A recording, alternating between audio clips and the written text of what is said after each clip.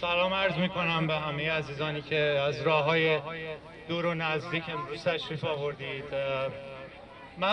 من پیام انجمن خانواده‌های پرواز رو به زبان انگلیسی و فارسی خواهم. قبل از اینکه پیام رو بخونم میخوام با خانواده مهسا حرف بزنم.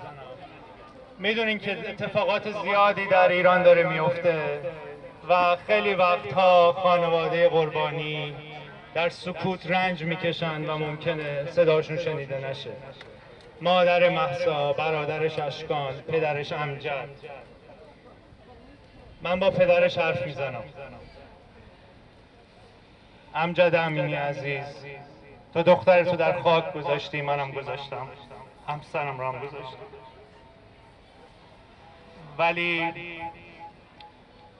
میدونم ممکنه منتظر نتیجه پزشکی قانونی باشی. ما میدونیم دختر تو به قتل رسیده، همه میدونن دختر تو به قتل رسیده، ولی این پزشکی قانونی همون پزشکی قانونیه که وقتی پیکر مسافرین پرواز رو به خانواده ها تحویل داد اقدام به جنایت جنگی کرد. این جزء جنایات جنگی است.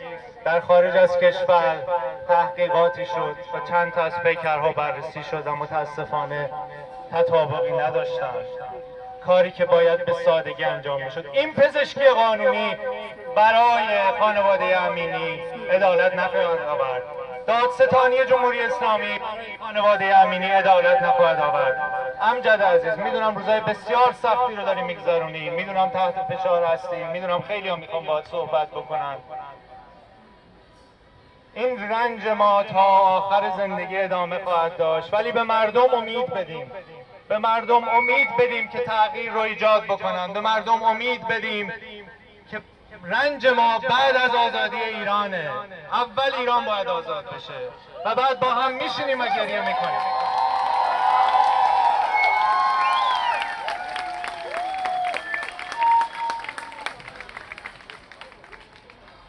As we stand here today, the people of Iran are on the streets demanding justice and freedom.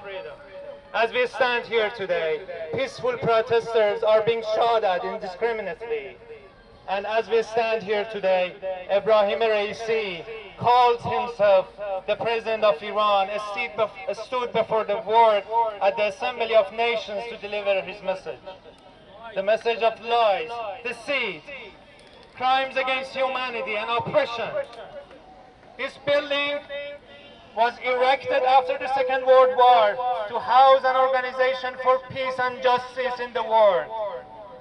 The United Nations came to existence as a result of mass killings, burning human beings in concentration camps and crimes against humanity, with one promise: the promise that such atrocities shall never happen again.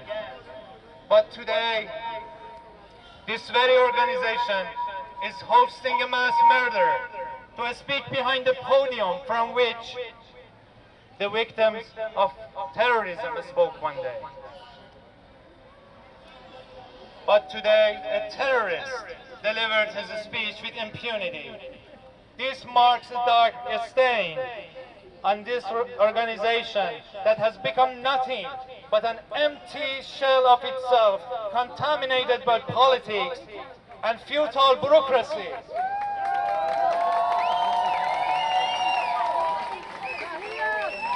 Ebrahim Raisi was a member of this panel during the 1980s that sent thousands of Iranians to the gallows. Ebrahim Raisi is a member of the Islamic Republic Security Council for many years, the same entity that issued the order to keep the skies over Tehran open so they can shoot down civilian aircraft. Ebrahim Raisi was also the head of the Islamic Judiciary, the same organization that denied justice to thousands of peaceful protesters who were murdered by state operatives in bloody November. He was the head of judiciary that actively obstructed justice for the victims of Flight PS752. Ebrahim Raisi is the person who oversaw the persecution and most severe oppression against the women of Iran.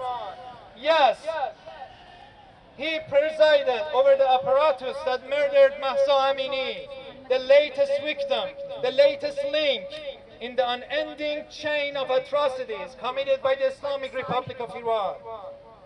There is no gray area when it comes to crimes against humanity. You must decide to either stand against the perpetrators or you will be an accomplice even with your inaction.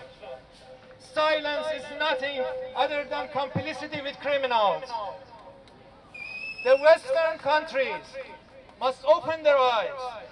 Not long ago, Russian freedom advocates and activists were warning the world that Putin can commit the same crimes that he commits against his own people, against the rest of the world.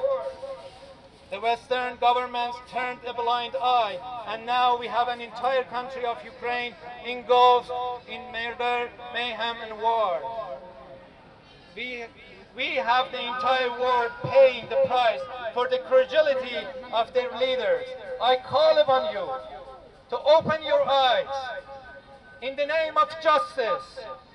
I call upon you to listen to the cries of the Iranian people. I call upon you to learn from the lessons that Putin's war taught you in such high human and material cost. The Islamic Republic that has no mercy on its own citizens, women, men, children, and minorities will do much worse to its neighbors and the rest of the world if it can. Stop negotiation with criminals.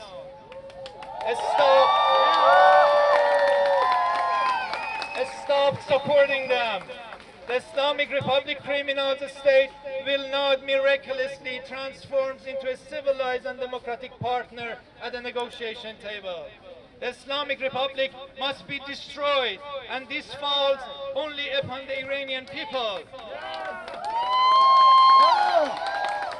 The Iranian people alone must determine their fate and settle the matter with their oppressors. Only if you don't stand in their way. فارسیش هم خدمتتون.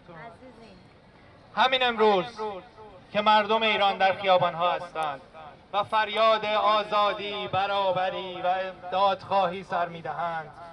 همین امروز که در ایران به طرف معترضین گلوله شلیک می‌شود، اینترنت را قطع کرده‌اند. ابراهیم رئیسی که خودش را رئیس جمهور ایران می‌داند، در این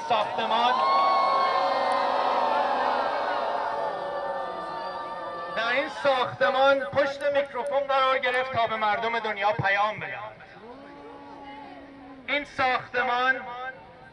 سازمان بعد از جنگ جهانی دوم بنا شد. بعد از کشتارها و آدمسوزی‌ها و جنایت‌ها با این قول که هرگز دوباره اتفاق نمی‌افتد. ولی امروز میزبان یک قاتل زنجیره‌ای است.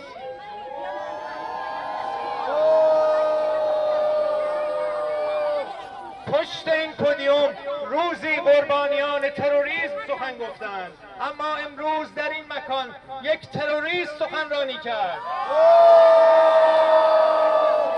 تا لکه ننگی در تاریخ این سازمان سیاسی، بوروکراتیک و بیخاصیت باشد.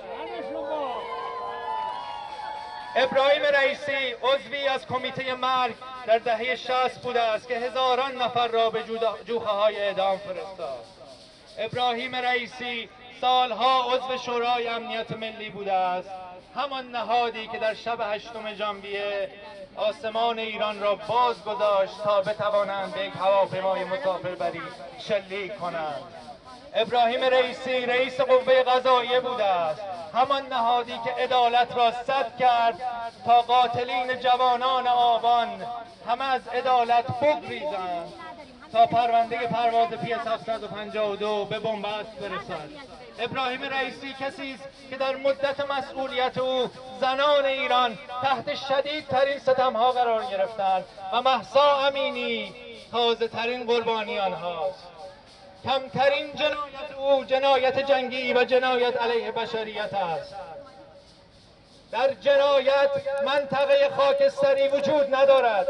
یا باید در کنار جنایتکار بایستی و یا قربانی.